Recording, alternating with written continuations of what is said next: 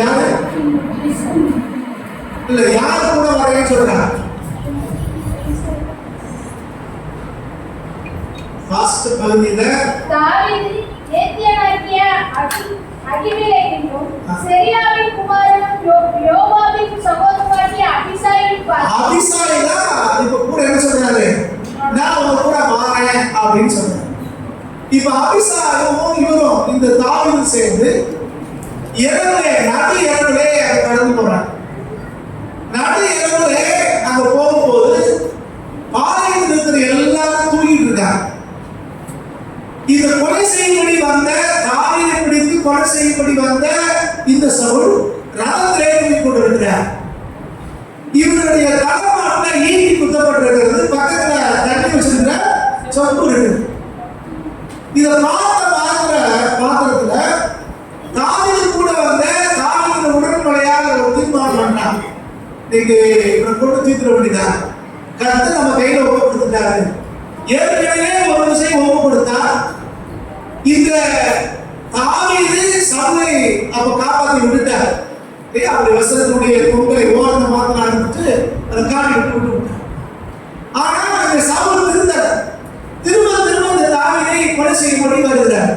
இப்ப வசமா மாட்டிருக்கா, எல்லாரும் தூங்கிட்டு இருக்காங்க. இப்ப தலைமாட்ட அவருடைய இங்கே இருக்கு அப்படின்னு தெரிஞ்ச உடனே இவர் தாவீதுக்கு கேட்கிறார், நீங்க அனுபவிச்சீங்கன்னா ஒரே குத்திடுறேங்கிறாங்க, உருவ குத்துறேங்கிறான், ஓங்கி குத்திடுறேன் அப்படின்னு சொல்றான். இல்ல கர்த்தர் நம்ம கையில எதிரிய ஒப்பு கொடுத்துட்டாரு, அதான் ஒரே குத்திடுறேன்னு சொல்றான். அப்ப தாவீது சொல்கிறார், தேவனால அபிஷேகப்பட்ட மனுஷனுடைய மேல கையை போட்டுட்டு ஒருத்தரும் தப்ப முடியாது, அதனால இவன் மேல கை போட வேண்டாம் அப்படின்னு சொல்லிட்டு அவர் தலைமாட்டில் இருந்த ஈட்டியமும் அந்த தண்ணி வச்சிருந்த சொப்பை எடுத்து போயிடுறாரு. எல்லாரும் தூங்கிட்டாங்க, வந்தது போனது யாருமே தெரியாது. இது எடுத்து கொண்டு போய் அந்த பக்கத்தில் இருக்கிற ஒரு மலை மேலே குட்டு மேலே ஏறிட்டு இப்ப அங்க இருந்து சத்தம் கொடுக்குறாங்க. யார் சத்தம் கொடுக்குறா? தாவீது. யாரை கூப்பிடுறா? சவுலுடைய வேலைக்காரனாகிய அப்படியே கூப்பிடுறா. அப்படியே அப்படின்னு சவுலை கொடுத்தா. அப்படியே கூப்பிட்ட உடனே இப்ப அப்படியே யார் என்னை கூப்பிடுறா? பக்கத்துல ராஜா இருக்காரு தெரியாதா? எது கூப்பிட்ட அப்படிங்கிறான். ராஜா அவங்க சொன்னது கூப்பிடுறாங்களே, டிஸ்டர்ப் பண்றாங்களே அப்படின்னு அப்படியே ரொம்ப கவனமா இருக்கிற மாதிரி பேசுறான். அப்பதான் தாவீது சொல்றாரு, நீ ராஜாவுக்கு பாதுகாப்பு, ஆனா நல்லா தூங்கிட்ட, ராஜாவை பாதுகாப்பு அப்படின்னு சொல்லிட்டு இருக்க. இப்ப சொன்ன உடனே இந்த வார்த்தை ராஜாவுடைய காதலை சவுல் காதல விழுந்த உடனே அவர் தெரிஞ்சு போச்சு, பேசுறது யாரு? தாவீது அப்படின்னு தெரிஞ்சிச்சு. அப்பதான் இந்த தாவீது சொல்லுகிறார், உன்னுடைய ஈட்டியும் செப்பு ஏன் இருக்குது, வந்து வாங்கிட்டு ஒரு நாள் அனுப்புங்க அப்படின்னு சொல்றாங்க. ஒரு நாள் வாங்கி விடுறேன், கொடுத்து விடுறேன். இந்த நேரத்துலதான் இந்த சவுல் சொல்ற வார்த்தை தான் இந்த 26வது அதிகாரத்துல 25வது வசனம். அவர் சொன்னார், குமாரனாகிய தாவீதே, நீ ஆசீர்வதிக்கப்பட்டவன், நீ பெரிய காரியங்களை செய்வாய், மேன்மையில் பலப்படுவாய் அப்படின்னு சொன்னார். நல்லா கவனிக்கணும். இந்த உலகத்துல வாழ்ற எல்லாருக்கும் ஆசீர்வாதம் பெற்றுக்கொள்ளணும் அப்படின்னு ஒரு ஆசை. எல்லாரும் பெரிய காரியங்களை செய்யணும் அப்படின்னு விரும்புறோம். யாருக்கும் சின்ன விஷயம் செய்ய பிடிக்கல, எல்லாம் பெரிய காரியம் செய்யணும். எல்லாரும் நீ இருக்கிற மாதிரி இருந்தவன் போல மேலும் வளர பலப்பட நாம விரும்புகிறோம். இது நல்லது, அது நல்ல ஒரு தீர்மானம். ஆனால் இந்த சத்திய வசனத்தை வாசிக்கும் போது கர்த்தர் யாருக்கு இந்த ஆசீர்வாதத்தை கொடுக்கிறார், யார் பெரிய காரியங்களை செய்யும்படி பயன்படுத்துகிறார், யாரு மேலும் பலப்படுவா அப்படின்னு பாத்தீங்கன்னா இந்த தாவீது போல குணாதிசயம் உள்ளவங்களுக்கு தான் இந்த வாக்குத்தத்தத்தை சொன்னோம். சும்மா ஒரு வசனத்துல பாதி கொண்டு எடுத்துக்கிட்டு நீ பெரிய காரியங்களை செய்வாய், மேலும் பலப்படுவாய் அப்படின்னு கேட்கறதுக்கு நல்லா இருக்கும். ஆனா வாழ்க்கையில நிறைவேற இங்க பேசுறது யார் பேசுறா? கொலை செய்யும்படி வந்து சவுல் பேசுறார். யார கொலை செய்யணும்னு நினைச்சாரோ அவரை பார்த்து இந்த மனுஷன் பேசுறார். கொலை செய்ய வந்தவர் யாரை கொலை செய்யணும் விரும்பினாரோ அந்த மனுஷனை பார்த்து சொல்றாரு, என் குமாரனாகிய தாவீதே அப்படின்னு. என் குமாரனாகிய தாவீது, நீ ஆசீர்வதிக்கப்பட்டவன், நீ பெரிய காரியங்களை செய்வாய், நீ மேலும் பலப்படுவாய் அப்படின்னு சொல்றாரு.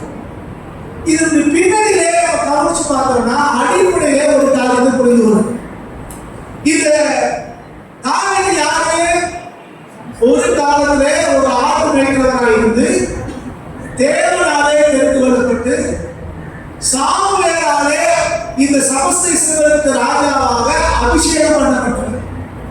சவுலை அபிஷேகம் பண்ண அதே சாமுவேல் இப்ப ஆண்டவர் சவுலை தள்ளிவிட்டபடினாலே அந்த ஸ்தானத்திலிருந்து இந்த தாவீதை ராஜாவாக அபிஷேகம் பண்ணியிருக்கிறார். இப்ப ராஜாவாக அபிஷேகம் பண்ணப்பட்ட இந்த தாவீது தான் வனாந்தரத்திலே ஓடிக்கொண்டிருக்கிறார். இந்த ஏற்கனவே இருக்கிற ராஜாவாகிய தேவனாலே தள்ளப்பட்ட ராஜாவாகிய சவுல் நிமித்தம் தன்னை காத்துக்கொள்ள வனாந்தரத்திலே ஓடிக்கொண்டிருக்கிறார்.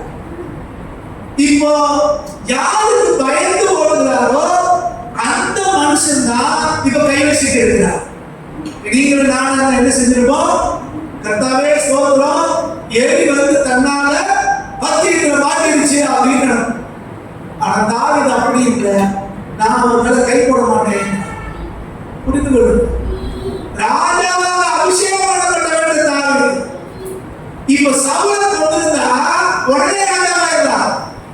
தேவன் ஏற்கனவே தாவீதை அபிஷேகம் பண்ண வைத்திருக்கிறார் ராஜாவா. சவுலை ஆண்டவர் ஏற்கனவே தள்ளிட்டார் அப்படின்னா இவரை கொள்வதனால யாரும் கேள்வி கேட்க போறது இல்லை. உடனே ராஜாவாயிடலாம். சீக்கிரமா காத்திருக்க வேண்டிய அவசியம் இல்லை. உடனே ப்ரமோஷன் வரும். ஆனா தாவீது அதை செய்யறது. தாவீது சொல்றாரு, இவர் ஒரு காலத்திலே தேவனால ஏற்படுத்தப்பட்டவர், தேவனால் அபிஷேகம் பண்ணப்பட்டவர் இருந்தபடினால இவர் மேலே ஏற்பட மாட்டேன். உடனே வேலையால் கூட வந்தவன் அவன் கட்டுக்கோபம் பண்றான். அதான் இவன் தொடர்ந்துகிட்டே இருக்கான்.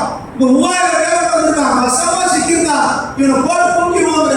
ஒரே உருவா தூக்கிடுறேன். எதுக்கவே முடியாது. கொண்டு இருந்தாலும் யாருக்கும் தெரியாது. யாரும் இதை பிடிச்சு போக மாட்டாங்க. யாரும் குற்றச்சாட்ட மாட்டாங்க. ஆனா இந்த தாவீது சொல்றார், இல்ல இல்ல நான் அவனை கொல்ல மாட்டேன். நான் அவனை கொல்ல மாட்டேன். தாவீது சொல்றேன். காரணம் என்னன்னா, இந்த தாவீதுக்கு தெரியும் தன்னை ஏற்படுத்தினவர் கர்த்தர், தன்னை அபிஷேகம் பண்ணவர் கர்த்தர், தன்னை ராஜஸ்தானத்துக்கு அழைச்சவர் கர்த்தர். நம்ம அழைச்ச ஆண்டவர் குறுக்கு வழியிலே வரும்போது முன்னேறி சொல்ல மாட்டார். அவர் சரியான வழியில் நடத்துவார். அவர் நம்பிக்கை இருக்குது. அவர் கர்த்தர் அவரால் அவர் ஏற்படுத்துற வரைக்கும் காத்திருப்போம் நினைக்கிறார். இரண்டாவதாக அவர் மேல ஒரு பழிவாங்கணும் ஒரு விருப்பமே அவருக்கு இல்லை. அவர் என்னதான் செய்யட்டும், நான் அவரை பழிவாங்க மாட்டேன். கர்த்தர் பார்த்துருக்கோம்.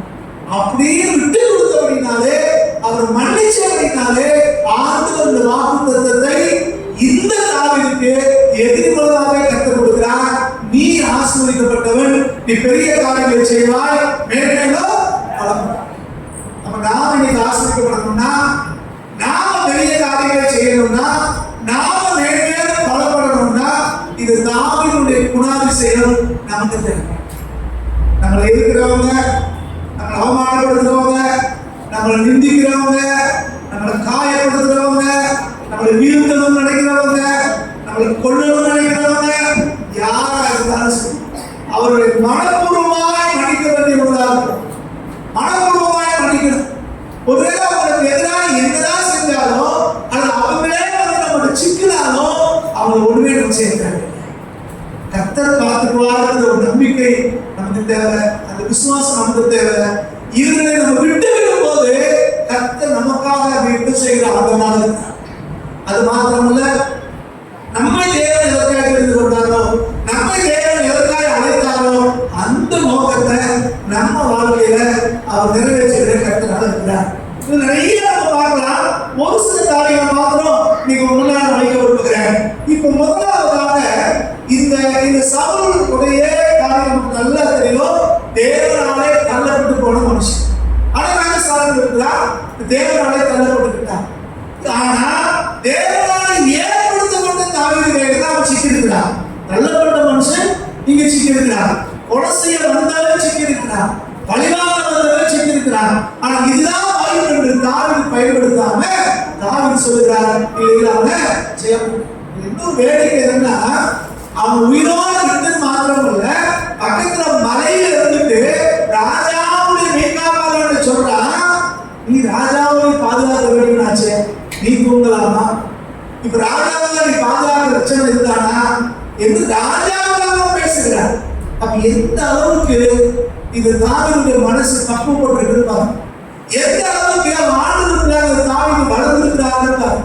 நம்மளுக்கு வந்து யோசிச்சு பாருங்க, யாராவது ஒருத்தர் ஒரு முகத்தை சுடிச்சிட்டாங்கன்றதுக்காக, யாரோ ஒருத்தர் நம்மளை கேள்விகள் பண்ணிட்டாங்கன்றதுக்காக, யாரோ ஒருத்தர் நம்மளை குறை சொல்லிட்டாங்கன்றதுக்காக நம்ம எவ்வளவு வருத்தப்படுறோம். சில பேர் முகத்தை கண்டாலே திருப்பிட்டு போயிடுறோம். சில பேர் நமக்கு பேசவே இஷ்டம் இல்லை. ஏன்? அவங்க கொடுத்த கசப்பு, வெறுப்பு, அவங்க பார்க்கவே நமக்கு பிடிக்கல. ஏன் இப்படி செஞ்சுட்டாங்க, அப்படி செஞ்சுட்டாங்க அப்படின்னு நம்ம நினைக்கிறோம். ஆனால் தாவிதை யோசித்து பாருங்க, வனாந்தரத்தில் ஓடிக்கொண்டிருக்கிறார். தனி மனுஷனாக ஒரு சில வெளிக்காப்பாளர்களோடு அவன் தப்பிச்சு ஓடிக்கிட்டு இருந்தான். பின்னாடியே 3000 பேர் வளர்த்துறான். இந்த ஊர்ல இருக்காங்க ஒரு படம் போகுது, அந்த ஊர்ல இருக்காங்க ஒரு படம் போகுது. அவன் நிம்மதியாக தூக்கவே முடியல. காலையிலே அவன் அந்த அளவுக்கு வனாந்தரத்திலே உயிர் பிழைக்கும்படி ஓடுகிறான் தாவீது. அவன் கையில இந்த சவுலை ஆண்டவரே ஒப்புக்கொடுத்தது மாதிரி ஒரு சூழல் வரும்போது கூட அவர் மேல கை போடாதபடிக்கு அவன் தப்பி பழிச்சு போக சொல்ற ஒரு மனப்பக்குவம் இருக்குதே.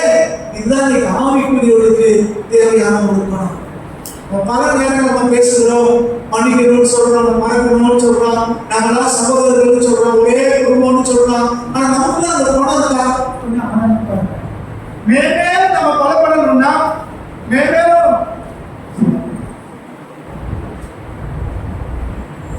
மேலும் நம்ம பலப்படணும் அப்படின்னு சொன்னா நமக்கு அடிப்படை தேவை இப்படி பழி பார்க்காத ஒரு குணம், கர்த்தர் பாப்பார் அப்படின்னு விட்டு கொடுக்கிற ஒரு குணம் தேவை. அப்படி இருக்கும் போதுதான் தேவன் நமக்காக யுத்தம் செய்ய முடியும். நாம தலையிட்டு நாம பழிவாங்கணும்னு இறங்கணும்னா நமக்காக நாம யுத்தம் செய்ய ஆரம்பிச்சோம்னா கர்த்தர் ஒன்றுமே செய்ய முடியாது. கர்த்தர் பார்த்துவார் அப்படின்னு நம்ம ஒதுங்க ஆரம்பிக்கும் போது தேவன் நமக்காக அந்த யுத்தம் செய்கிற ஆண்டவராக இருக்கிறார். இங்க ஒரு 3 காரியத்தை மாத்திரம் முன்னால் வைக்க வருகிறேன். முதல் காரியம் என்ன அப்படின்னு பார்த்தோம்னா, தேவனுடைய திட்டம் நிறைவேறுவதற்காக, அது தேவன் நம்ம கொடுத்திருக்கிற வாக்குத்தத்தத்தை நிறைவேறுவதற்காக சாத்தானுடைய தந்திரங்களை தாவீது பின்பற்றவே. நம்ம ஊர்கள்ல ஹாக்கி எல்லாருக்கும் தெரியும், ஹாக்கி மேட்ச் ரொம்ப ஃபேமஸ். சில இடங்களிலே, கேரளா போன்ற இடங்களிலே, வெஸ்ட் பெங்கால் போன்ற இடங்களிலே ஃபுட்பால் நிறைய விளையாடுறாங்க. இந்த 2 விளையாட்டுலையும் கோல் போடுற விளையாட்டு அப்படித்தானே. கோல் அடிக்கணுமா, இங்கிருந்து போய் அடுத்தவனுடைய பகுதியில புகுந்து அந்த கோல் போடும். சில நேரங்களிலே தவறுதலாக அவங்க டீமே அவங்களுக்கு கோல் போடும், சைடு கோல் போடும் அப்படித்தானே. பார்க்கணும், ஒரு முறை உலக கோப்பையில இப்படிதான் ஒரு சைடு கோல் போட்டான். அவன் நாடு தோத்து போயிடுச்சு. அவன் சொந்த ஊர்ல இருக்கும் போது அந்த உள்ளூர்காரன் ஒன்னாதான் நாடு தோத்துருச்சுன்னு சுட்டு கொண்டாங்க. அந்த அளவுக்கு வெறி, சைடு கோல் போட்டா தோத்து. இப்ப நமக்கு ஆண்டவர் என்ன சொல்லி தர்றாருன்னா, தேவன் நமக்கு வாக்கு பண்ணியிருக்கிறார், தேவன் நமக்கு ஆசீர்வாதங்களை கொடுக்கிறார், தேவன் நமக்கு தரிசனங்களை கொடுக்கிறார், தேவன் நம்மளோடு பேசுகிறார். ஆனால் தேவன் பேசுற காரியம் நம்ம வாழ்க்கையில நிறைவேறுவதற்காக பிசாசு பயன்படுத்துற எந்த தந்திரத்தையும் நாம பயன்படுத்துகிறோம். தந்திரத்துக்கு சொந்தக்காரன் யாரு? பிசாசு. நமக்கு ஆண்டவர் சொல்லியிருக்கிறார், நாம வேலை ஒரு ப்ரொமோஷன் கொடுக்கிறார், இந்த ஆசிரியர் பேசுறாரு. ஆண்டவர் எத்தனையோ நன்மை சொல்லும் போது அதை பெற்றுக்கொள்வதற்காக குறுக்கு வழியிலே பிசாசுடைய தந்திரங்களை சேர்க்கணும். சில இடங்களை நம்ம பார்க்கணும், வேலையில முன்னேறதுக்காக மேலதிகாரியை வீட்டுக்கு நம்ம அவருக்கு மேல போகணுன்றதுக்காக சிலர் போட்டு கொடுக்குற வழியை செய்யறாங்க. இவருக்குரிய அவருக்குரிய அப்படின்னு சொல்லி அவங்களை இறக்கி விட்டுட்டு இவங்க மேல போகணும். தந்திரமாய் குற்றச்சாட்டுகளை சொல்லுவோம், தேவையில்லாத குறைகளை சொல்லுவான். ஒரு தம்பியை சொன்னான், நல்லா போயிட்டு சார், அந்த ஒரு ஆள் வந்தாங்க எப்படி தேவையில்லாத சொல்லி சொல்லி சொல்லி சொல்லி கஷ்டப்பட்டாங்க. இப்படிதான் நிறைய இடங்கள் பிசாசுடைய தந்திரம். தான் நல்ல வர்றதுக்காக, தான் உயர்த்தப்படுறதுக்காக, தான் அதிகாரத்துக்கு வர்றதுக்காக, தான் முன்னேற வேண்டும் என்பதற்காக இப்படி தந்திரங்களை செய்வான், சதிகளை செய்வான். இந்த தந்திரங்கள் சதிகள் எல்லாம் பிசாசுக்கு இருக்கு. ஆண்டவர் நமக்கு கொடுத்த காரியத்தை நிறைவேற்றுவதற்கு இந்த தந்திரங்களை ஒருபோதும் நீங்கள் நானும் பயன்படுத்தவே. தந்திரம் எங்கிருந்து வருது? பிசாசுடைய ஆகியங்களை பிசாசுடைய காரியத்தை பயன்படுத்தி வாழ்க்கையில முன்னேறுவதற்கு ஒருபோதும் முயற்சிக்கவே. தேவனை அழைச்சிருக்கிறார், தேவனை தெரிந்திருக்கிறார்னா அவர் ஏற்ற சமயத்திலே அவர் முறையிலே அவர் நமக்கு உயர்த்துவார், அவர் நம்ம தேவை காரியங்களே ஒரு திருமணம் ஞாபகப்படுத்துகிறேன். ஆண்டவர் தாவீதை அபிஷேகம் பண்ணியிருக்கிறார். எதுக்கு அபிஷேகம் பண்ணா? இஸ்ரவேலுக்கு ராஜாவை அபிஷேகம் பண்ணுகிறார். அதான் அவர் இலக்கு, அதான் அவர் அடைய போறார். ஆனா இது வாய்ப்பு முன்னால வருது. இப்போ வழியில வந்து சிக்கிட்டா சவுல், இவனை கொண்டாச்சுன்னா அடுத்த நாளே ராஜா. ஆனா அதை விரும்பல. அந்த வாய்ப்பு கிடைச்சிருந்தாலும் அவனுக்கு செஞ்சிருந்தாலும் யாரும் குறை சொல்ல போறது இல்லை. ஏன்னா அவதான் இவனை குறை செய்யணும் அலையா, 3000 பேரோட அலையா, அதனால எதிரிதான் கொண்டிருக்கான் அப்படின்னு பேசுவாங்க. ஆனாலும் தாவீதை செய்யவில்லை. தாவீதை யோசிக்கிறாரு, இவன் நான் கொன்னேன் அப்படின்னா இவனை கொண்டுட்டு ராஜாவானான்னு பேர் வரும். இவனை ரத்தத்தினாலே நான் ராஜாவானான்னு மக்கள் பேசிடுவாங்க. ஆனா அப்படி ஒதுக்காக அனுமதிக்கவே மாட்டேன், அப்படி செய்யவே மாட்டேன். உடல் வேலையாக அவனை கொண்டு துணிஞ்ச போது கூட வேண்டாம் வேண்டாம் கருத்துக்கிறார். எங்க அம்மான தேவனுடைய பிள்ளைகளே, தேவன் நம்மை தெரிந்திருக்கிறார், தேவன் நம்மை அழைத்திருக்கிறார், தேவன் நம்மை வேறுபடுத்திருக்கிறார், தேவன் வாக்குத்தத்தங்களை ஆசீர்வாதங்களை சொல்லியிருக்கிறார். அது நம்ம வாழ்க்கையை நிறைவேறணும்னா தேவனுடைய நேரத்துக்காக நீங்கள் நானும் காத்திருக்க வேண்டியிருக்கிறோம். ஆண்டவருக்காக நம்ம பொறுமையோடு காத்திருக்கும் போது ஏற்ற சமயத்திலே தேவன் நமக்கு நிறைவேற்றுவார். தேவனுடைய வாக்குத்தத்தங்கள் ஒருபோதும் போய் சொல்லப்படுது. தேவனுடைய வார்த்தைகள் ஒருபோது அற்புத காரியமாய் வாய்க்காதபடிக்கு நிலத்துல விழுந்து போகிறது இல்லை. தேவன் என்ன சொன்னாரோ அது ஒரு வாழ்க்கையில நிறைவேறணும். அப்படி நிறைவேறணும்னா நம்ம யாரையும் பழி வாங்காம, யாரையும் எழுத்து பேசாம, குறை சொல்லாம, காட்டி கொடுக்காம நாம நம்ம வேலையை மட்டும் செஞ்சு கொடுக்க வேண்டியதாக இருக்கிறோம். நமக்கு எதிரானவங்களா இருந்தாலும், நம்ம அடிக்கிறவங்களா இருந்தாலும், நமக்கு தீர்வு செய்யறவங்களா இருந்தாலும், நம்மளை கொலை சொல்றவங்களா இருந்தாலும் நாம் ஒரு கண்டுகொள்ளாதபடிக்கு கர்த்தர் எனக்காக இதை செய்வார், கர்த்தரை காரியங்களை பொருட்படுத்துவார் சொல்லிட்டு நம்ம அமைதியாக ஒதுங்கி இருப்போம் அப்படின்னா கர்த்தர் அங்கே நம்மளை உயர்த்துவதையும் நமக்காக ஒரு யுத்தம் செய்வதையும் நம்முடைய கண்களாலே பார்க்க முடியும். முதல் காரியம், எந்த காரணத்தை கொண்டும் தேவனுடைய திட்டங்களை, தேவனுடைய வாக்குத்தத்தங்கள் நிறைவேறுவதற்கு தந்திரங்களை பயன்படுத்தவே கூடாது. வழியில் நமக்கு வாய்ப்புகள் கிடைச்சாலும் அந்த வாய்ப்புகளை பயன்படுத்துறேன்னு சொல்லி வேதத்துக்கு முரணான, ஆண்டவருக்கு பிரியமில்லாத எந்த ஒரு காரியத்தையும் செய்யக்கூடாது. அது நடைமுறையில அப்படி பார்த்தோம்னா, ஆயுதம் இல்லாத இருந்த இவங்களுக்கு முன்னால தலைமாட்டையே ஆயுதம் இருக்கு. சவுளுடைய தலைமாட்டே துரத்திட்டு வர எதிரியால் கடந்து கிடக்கிறான், நல்லா தூக்கிட்டு இருக்கிறான். ஒரு செகண்ட் போல தூக்கிட்டு ஒரே தப்பிட்டு போயிடும். அது இவன் தேவையில்லை, வேற தேவையிலிருந்து ஆயுதமா இருந்தான். ஆனா அதை கூட அவர் அனுமதிக்க தான் செய்யாம இருந்தாலும் வேற காரணம் செய்வதற்கு அனுமதிக்கிறோம். செய்யாத அப்படின்னு அந்த மேன்மையான குணம் தான் ஒரு பெரிய காரியங்களை செய்வதற்கும் மேலே பலப்படுவதற்கும் இந்த தாவீது காரணம். இரண்டாவது காரியம், இது தாவீது செஞ்ச காரியம் என்ன அப்படின்னு பார்த்தோம் அப்படின்னா, இரண்டாவது காரியம் இவர் பழிவாங்காதபடிக்கு ஆண்டவர் நீதி செய்ய விட்டு கொடுக்கிறார். முதல் காரியம் பார்த்தோம், தான் உயர்த்தப்படுவதற்கு எந்த விதத்திலையும் பிசாசுடைய தந்திரங்களை பயன்படுத்துவதில்லை, குறுப்பலியா போறது. இரண்டாவதாக தான் பழிவாங்காதபடிக்கு கர்த்தர் நீதி செய்வார் நம்பிக்கையோடு இருந்தபடினாலே கர்த்தர் ஒரு மேன்மையோடு பழக்க செய்கிறார். இதுல 23, 24 வாசிங்க.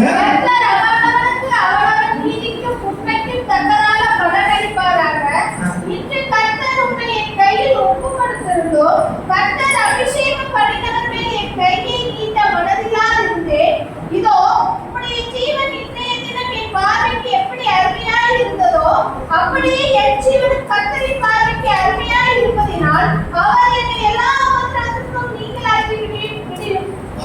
என்ன சொல்றாரு? தாவீது சவுலை பார்த்து சொல்றாரு. என்ன சொல்றாரு? இப்போ உன்னைய கொல்லலாம் கொல்லலாம், ஈஸி, ரொம்ப ஈஸி. ஆனா என்னுடைய பார்வையில் தாவீது சொல்றாரு, என்னுடைய பார்வையில உன்னுடைய ஜீவன் உன்னுடைய உயிர் அருமையா இருக்கு. அதனால என் கையை உன் மேல நீட்டுவதற்கு மனசு கவனிக்கணும். நீ என்ன வசமா சிக்கிருக்கிற, இப்ப உனக்கு கொல்லணும்னா நான் கொண்டுலாம், ஆனா நான் அதை செய்ய போறீங்க. எனக்கு மனசு இல்லை, நான் உன் மேல கை நீட்ட மாட்டேன். ஏன்னா உன் உயிர் என்னுடைய பார்வை எப்படி தெரியுது, அருமையா. அதனால இன்னைக்கு செய்ய மாட்டேன். ஒரு நாளுக்கு ராஜா இருந்திருக்கிற எனக்கு எதுக்கலாம், எனக்கு கொலை செய்ய வகையிடலாம், எனக்கு பழிதிருக்க நினைக்கலாம், எனக்கு தீங்கு செய்யலாம், எனக்கு எல்லாம் எல்லாத்தையும் செஞ்சாலும் சரி, நீ தேவனாலே தள்ளப்பட்டு போனாலும் சரி, நான் உங்களை கைவிடவே மாட்டேன். முதல்ல. ரெண்டாவது சொல்றாரு, நான் இப்படி செஞ்சதுனால என்னுடைய ஜீவன் ஆண்டவருக்காக தெரியும். கவனிக்கணும். அதனால நீங்க என்ன கொள்ளாத சொல்லல, நீ என்ன விட்டு சொல்லல, நீ என்னோட சண்டை வராம சொல்லல. நீ எத்தனை முறை நீ என்னோட சண்டை வந்தாலும், எத்தனை முறை நீ கொள்ள பார்த்தாலும் எனக்கு பயம் இல்லை. நீ சொல்ற வார்த்தை, நான் ஒன்னே விட்டதுனால உன் ஜீவன் எனக்கு அருமையா தெரிந்தபடினாலே கர்த்தர் ஏன் ஜீவனை அவர் அருமையா பார்க்கிறார். அதனால அவர் என்னைய பாதுகாப்பா இருக்கிறார். நீ எவ்வளவுதான் எனக்கு தீமை செஞ்சாலும் சரி, கர்த்தர் என்னை பாதுகாக்கிறார். ரொம்ப அழகா சொல்றார், என் ஜீவனும் கர்த்தரை பார்த்து அருமையா இருப்பதினால் அவர் என்னை எல்லா உத்தரவுக்கு நீங்களாக்கி அவர் தப்பார். அவருடைய எதிரி நம்மளை பாதுகாக்க வைக்க மாட்டான். நம்ம இறக்கப்பட்டோம், நம்ம தப்ப வச்சுட்டோங்கிறதுக்காக அவன் நம்ம நல்லவன்னு சொல்ல மாட்டான். அவன் வளர்த்துக்க மாட்டான். அவன் நம்மளை விட்டு அடைக்க மாட்டான். ஒருவேளை தொடர்ந்தே எந்த தீமையை செஞ்சாலும் தாவீது சொல்றாரு, கர்த்தர் என்னை காக்கிறார். எதையாவது உன்னுடைய உயிரை நான் அருமையாக நினைச்சு ஒன்ன காப்பாடுறதுனால, ஓமல கைவிடாததுனால கர்த்தர் என்னையை காக்கிறார். இதுதான் விசுவாசம், இதுதான் நம்பிக்கை. நாம மற்றவங்க மேல கைவிடாது இருக்கும்போது, நாம பழிவாராம இருக்கும்போது கர்த்தர் நம்மளை பாதுகாக்கிறார். கர்த்தர் நமக்கு உதவி செய்கிற ஆண்டவராக இருக்கிறார். இன்னும் யோசிச்சு பாருங்க, நம்ம குடும்பத்துல, நம்ம சொந்த பந்த மத்தியில, நம்ம வேலை செய்கிற இடத்துல, இல்ல நம்ம மேல அதிகாரிகளுக்கு கீழே, நம்ம சபைக்குள்ள அல்லது உறவுக்காரர் மத்தியில, சமூகத்துல கொஞ்சம் யோசிச்சு பாருங்க. நம்மளை பேசினவங்க, நம்ம எடுத்தவங்க, நம்மளை கேள்வி செஞ்சவங்க, நமக்கு எதிராக சரி பண்ணவங்க, இல்ல நம்மளை அழிக்கணும்னு நினைச்சவங்க, நம்ம பிரிக்கணும்னு நினைச்சவங்க, இவ்வளோ பேர் இருந்தாங்க. பல நேரங்கள்ல அவங்க நம்மகிட்ட என்ன செய்யறாங்க, சிக்கி போடுறாங்க. நம்ம நினைச்சா நம்ம பேரை கெடுத்துடலாம், நம்ம நினைச்சா அவங்க அழிச்சிடலாம், என்ன வேணாலும் செய்யலாம். ஆனா வேதம் சொல்றது, தாவீது அதெல்லாம் செய்யவே. அதனாலதான் அவர் பெரிய காரியங்கள் செய்கிறவராய் மேலே பலர்ந்த மனுஷனாக மாறி போனார். நம்ம வாழ்க்கையிலையும் இந்த தாவீது மாதிரியே அவங்க கர்த்தர் பார்ப்பார் அப்படின்ட்டு நாம ஒதுங்கணும் அப்படின்னா கர்த்தர் நம்மளை பாதுகாக்கிறார். அவர் நமக்கு உதவி செய்கிறார். அப்படி தாவீது செஞ்ச காரியம் என்னன்னா, அவருடைய நம்பிக்கை என்ன அப்படின்னா, எனக்கு நீதி செய்கிறவர் கர்த்தர், எனக்கு நீதி செய்கிறவர் கர்த்தர். நான் ஒருபோதும் பழிவாங்கவே மாட்டேன். சத்துருவை கையில் சிக்கினாலும் நான் பழிவாங்க மாட்டேன். இந்த இடத்துல சில காரியங்களை நான் சொல்லணும்னு நினைக்கிறேன். ஆண்டவர் நம்ம கூட இருக்கும்போது, நாம கர்த்தருடைய வழியிலே இருக்கும்போது, நம்ம வழி சரியா இருக்குமானா சத்துருக்களும் நம்மளோட சமாதானம் ஆகும்படி செய்வாங்க. வேதம் நீதிமொழிகள் 16ஆம் அதிகாரம் 7ஆம் வசனத்தை வாசிக்கும் போது, ஒருவருடைய வழியில் கர்த்தருக்கு பிரியமாக இருந்தால் அவனுடைய சத்துருக்களும் அவனோட சமாதானமாக. நம்ம வழி எப்படி இருக்குது? கர்த்தருக்கு பிரியமா இருக்கா? குறுக்கு வழியை பயன்படுத்துறோமா? நமக்குள்ள பழிவாங்குற எண்ணம் இருக்கா? கஷ்டம் இருக்கா? வெறுப்பு இருக்கா? யார் வழியா இருக்கா? அதை ஒருபோதும் பயன்படுத்தவே, அதை தூக்கி எடுத்து போட்டு கர்த்தர் பார்த்துக்குவா அப்படின்னு நம்ம ஒதுக்க ஆரம்பிச்சோம்னா கர்த்தர் நமக்காக அவர் யுத்தம் செய்வார். நமக்காக வழக்காடுகிறவர், நமக்காக அவர் எல்லாவற்றையும் செய்து முடிக்கிற கர்த்தராக இருக்கிறார். இந்த இடத்துல நான் ஒரு சில காரியங்களை நான் உங்களுக்கு ஞாபகப்படுத்த விரும்புகிறேன். அது என்ன அப்படின்னா, மத்தேயுல 18ஆம் அதிகாரம் 21 35 வரைக்கும் வீட்டில் போய் வாசித்து கொள்ளுங்க. முதல் 21 22 வரைக்கும் வாசிக்கிறேன். மத்தேயு 18ஆம் அதிகாரம் 21 ஆண்டவரே, என் சகோதரன் எனக்கு விரோதமாய் குற்றம் செய்து வந்தால் நான் எத்தனை தரம் மன்னிக்க வேண்டும்? 7 தரம் மட்டுமா என்று கேட்டான். அதற்கு இயேசு, 7 தரம் மாத்திரமல்ல, 70 தரம் மட்டும் என்று உனக்கு சொல்கிறேன். இப்போ மன்னிப்பு வரும்போது நம்ம எத்தனை தடவை தான் மன்னிக்கிறது அப்படின்னு நம்ம யோசிக்கிறோம் தானே. எல்லாத்துக்கும் ஒரு அளவு இருக்கு. ஒரு தடவை 2 தடவை பரவாயில்ல, எப்ப பார்த்தாலும் எனக்கு துரோகம் பண்ணிட்டே இருக்காங்க, எப்ப பார்த்தாலும் எனக்கு தீமை செஞ்சுக்கிட்டே இருக்காங்க, எப்ப பார்த்தாலும் எனக்கு கஷ்டத்தை உண்டாக்குறாங்க, எப்ப பார்த்தாலும் என் மனசு நோக்கும்படி செய்யறாங்க, எப்ப பார்த்தாலும் எனக்கு எதிராக சதி பண்றாங்க, எப்ப பார்த்தாலும் என்னை அழிக்க நினைக்கிறாங்க. நம்ம பல நேரங்கள் யோசிக்கிறோம். இப்ப அந்த எண்ணத்தோட தான் பேதுரு ஆண்டவர்கிட்ட கேட்கிறார், நான் என் சகோதரனுக்கு எத்தனை தடவை மன்னிக்கணும்?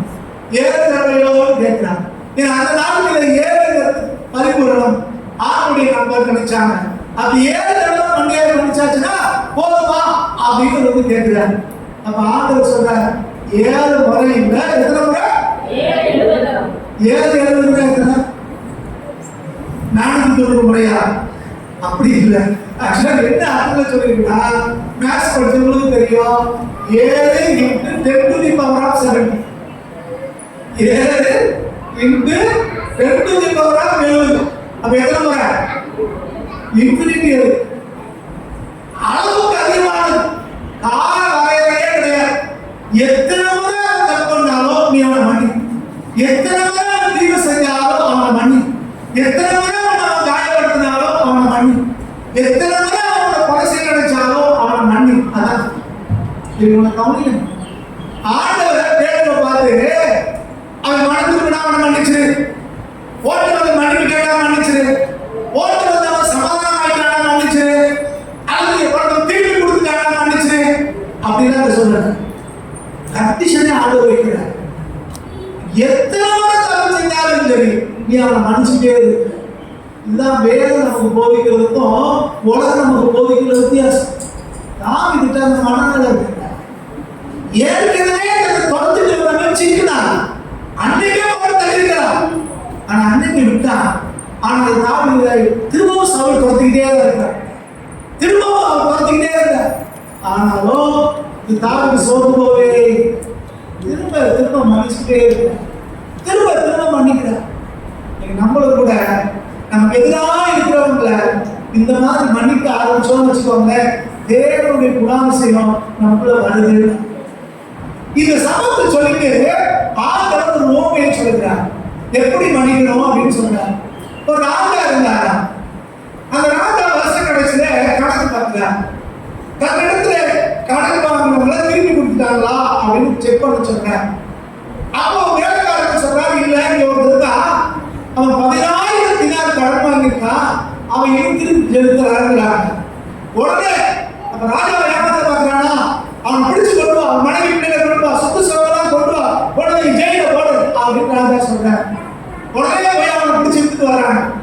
இழுத்துட்டு வந்த உடனே அவன் ராஜா வந்தால விழுறான். கால விழுந்து அவன் சொல்றான், எனக்கு மன்னிச்சிருங்க, கொஞ்சம் கால அவகாசம் கொடுங்க, நான் திருப்பி செலுத்திடுறேன். ஆனா அவன் வாங்கின கடன் எவ்வளவு? எவ்வளவு போட்டிருக்கு? 10,000 போட்டு.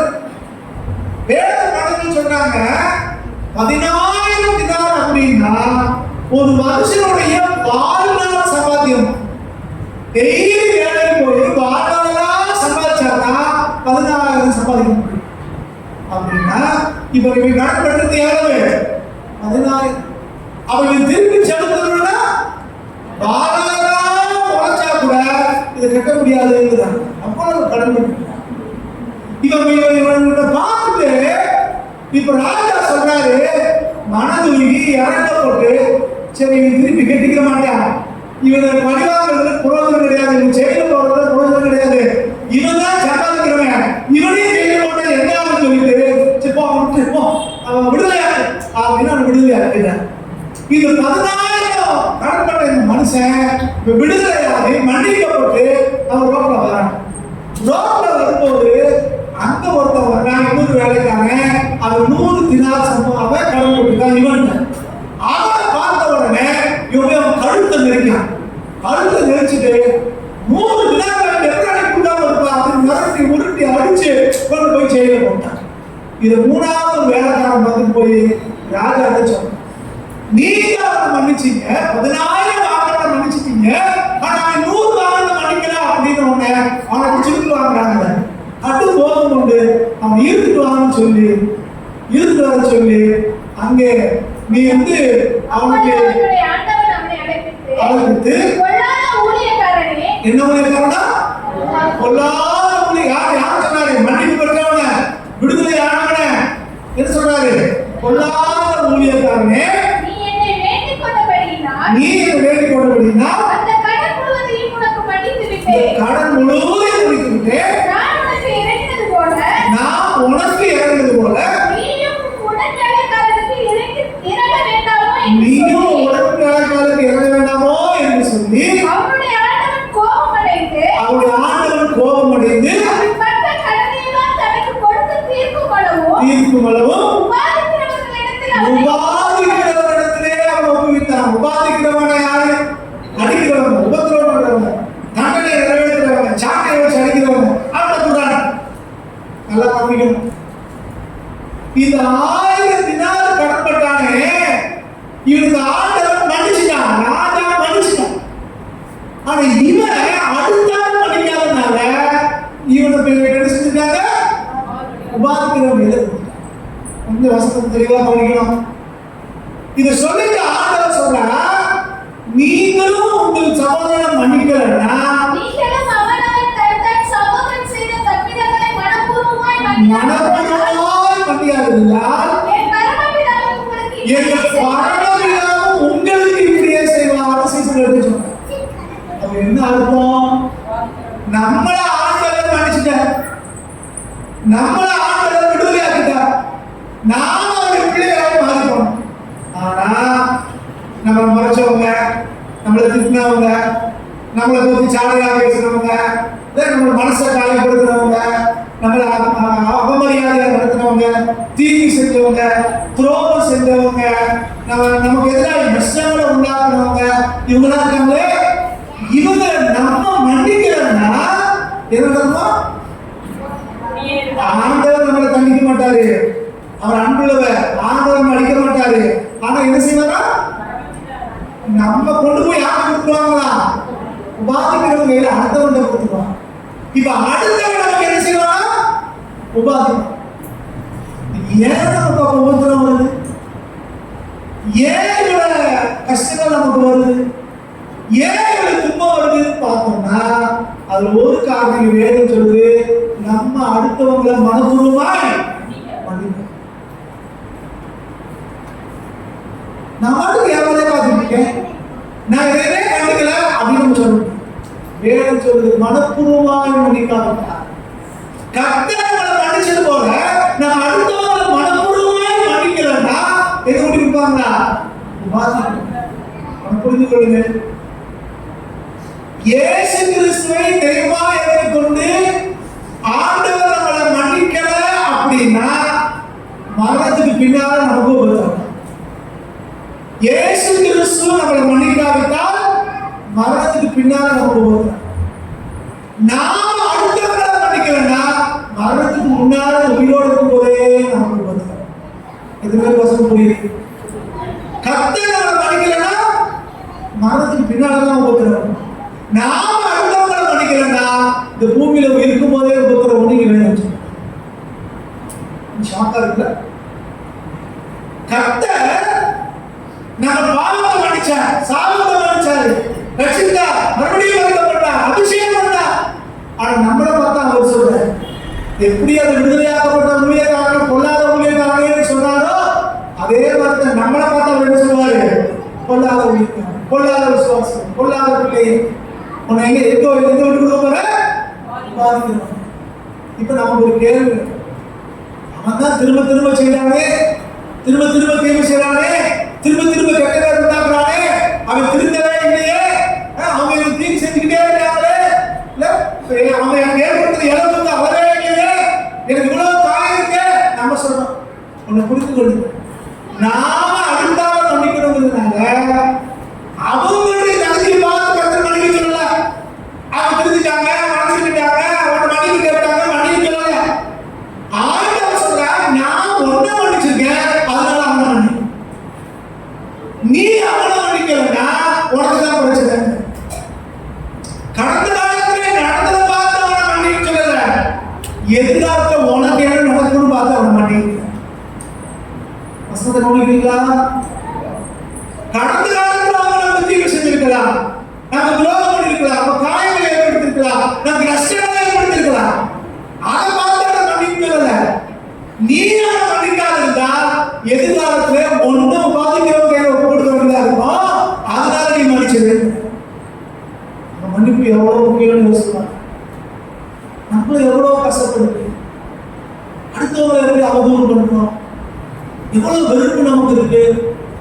ஒருத்தருடைய முகத்தை பார்க்கவே நமக்கு பிடிக்கல. ஆனா ஆண்டவர் சொல்ற அவன் மனப்பூர்வமான ஆவியில் எப்படி மன்னிச்சாங்க? உயிரை எரிக்கிறதுக்காக 3000 பேரோட வனாந்திரத்தில் ஓடிக்கிட்டு இருக்கிற மனுஷனை தேடி வந்து பாளையம் மறந்துட்டான். ஆழ்ந்து நிற்கிற அயர்ந்து நிற்கிற அவங்களுக்கு தெரியாமலே 2 பேர் போய் அவன் தலைமாட்டில் வீட்டில் எடுத்துட்டாங்க. ஒரு செகண்ட் போல அவனை கொள்றதுக்கு பழி வாங்கியிருக்கலாம். அடுத்த உடனே ராஜா வாங்கிக்கலாம். அவ்வளவு வாய்ப்பு கிடைக்குது. தாவீது அதை செய்யல. தாவீது செய்யவே பக்கத்து மலைக்கு போயிட்டு அவனை எழுப்பு தேட தூங்கிக்க அப்படின்னு எழுப்பு. என் அன்பான தேவ பிள்ளைகளே, நீங்களான எப்படி இருக்கிறோம்? நம்ம கொஞ்சம் ஆராய்ச்சி பார்ப்போமா?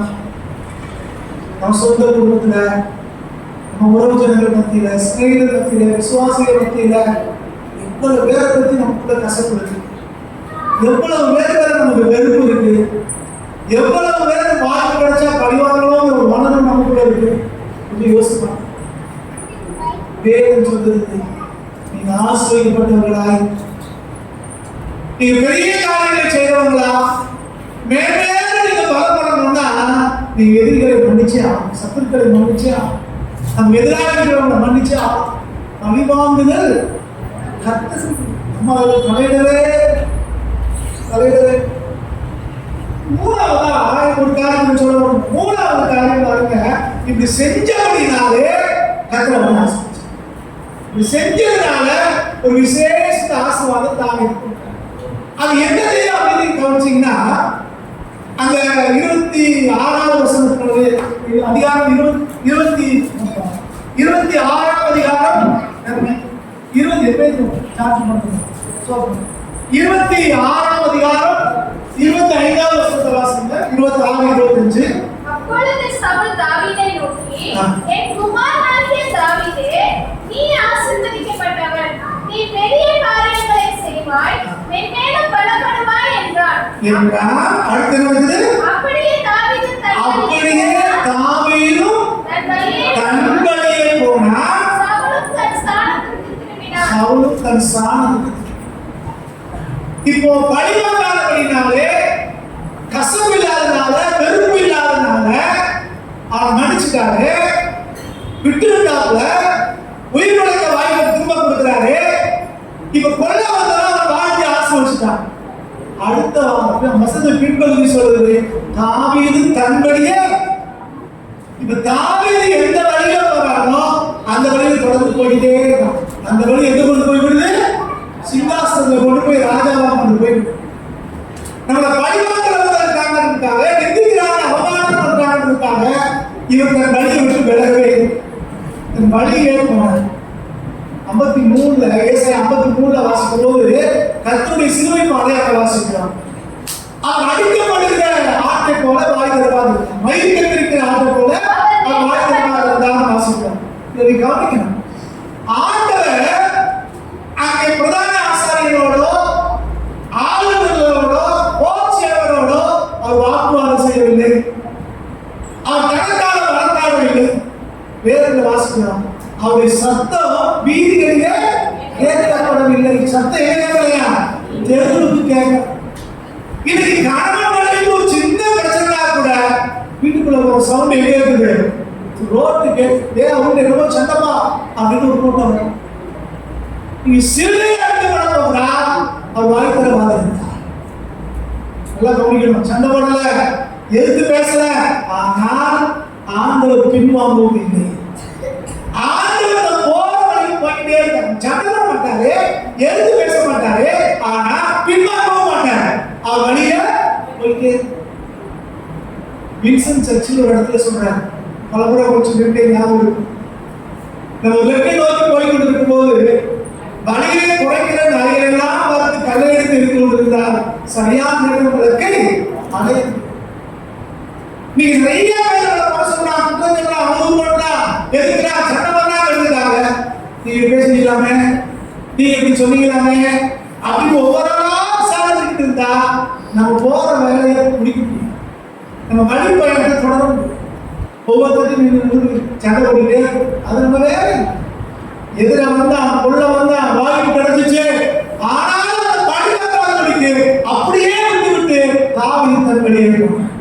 இதுக்கு பிறகு நீங்க வாசிங்கன்னா எந்த இடத்துலையும் சவுல் தாவீது சந்திக்கவே இல்லை. சவுலை குறித்து வாசிக்கிறோம், அவன் மலையினுடைய உச்சியில போய் பின்னால முடிவு எப்படியாச்சு, ஈட்டியை குத்திட்டு விழுந்து செத்தான். அதான் சவுலுடைய முடிவு.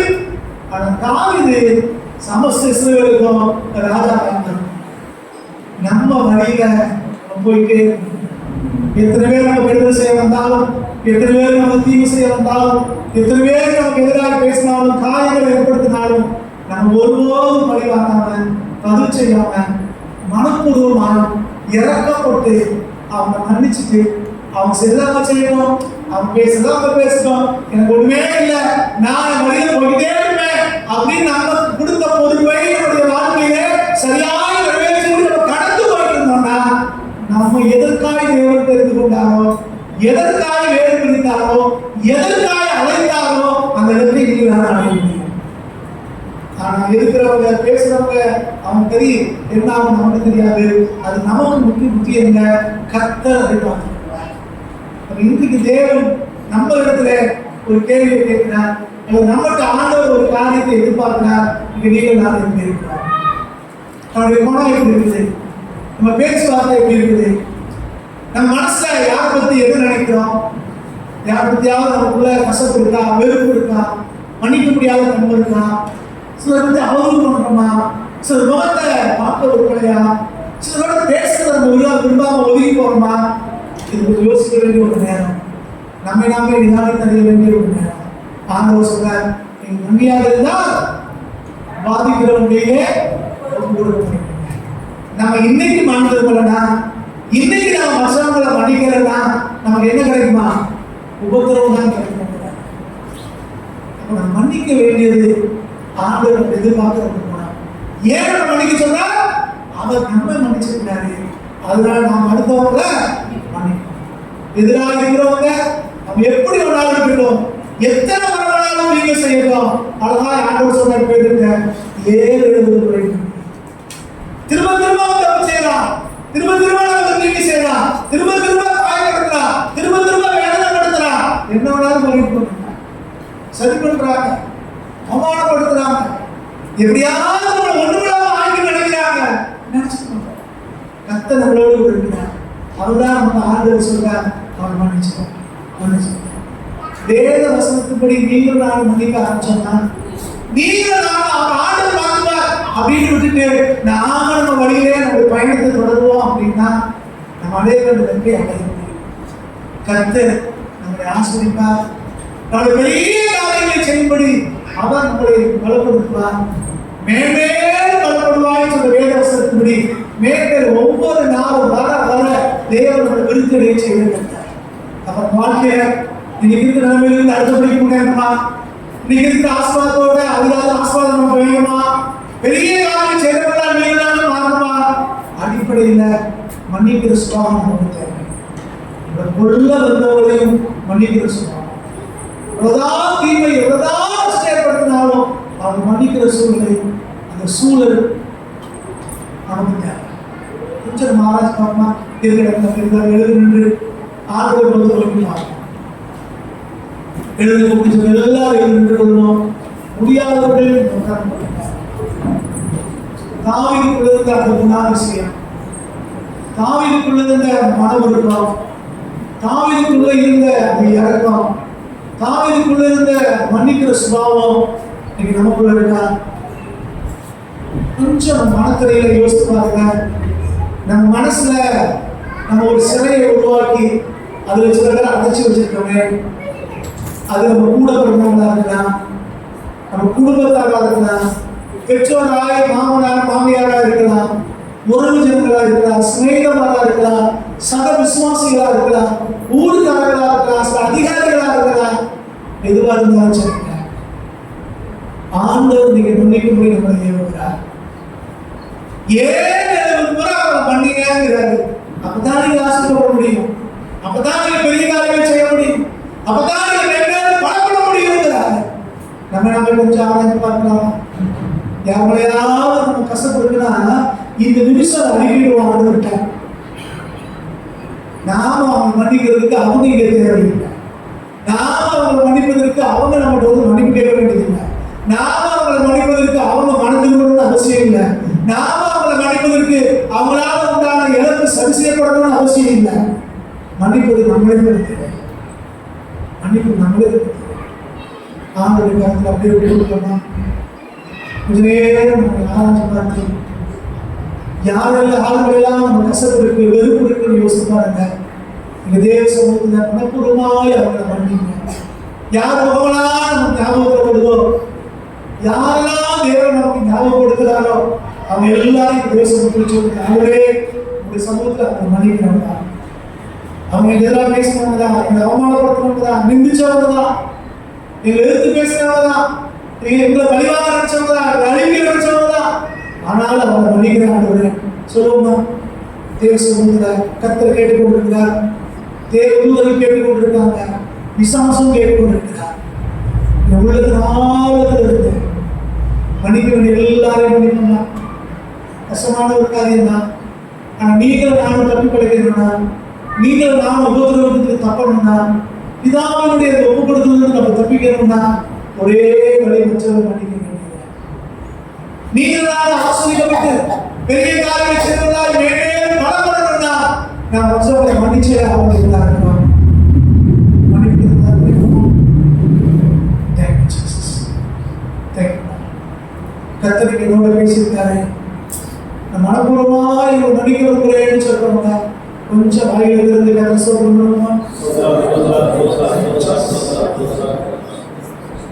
அவங்களுக்கு சத்தத்தை உயர்த்தி நம்ம எல்லாரும் அந்த பக்குவத்தை தேவன் கொடுக்கும்படி, அவரை போல மற்றவங்களை மன்னிக்கிற ஒரு சுபாவத்தை ஆண்டவருக்கு கொடுக்கும்படி